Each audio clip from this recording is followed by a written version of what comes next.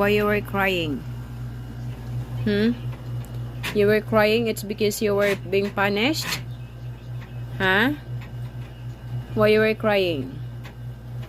So,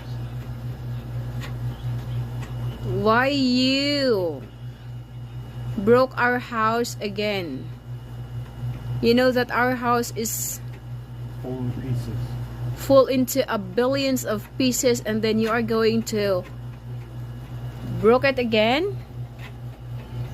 So, punishment na nimo ha. Oh. Awa lang. Oh, ta iyahang gipangguba kana. Oh, kana. Iyahang giguba. Hala, sige. Kabalo ka man. Oh, na imo chinilas. Sige. Hala.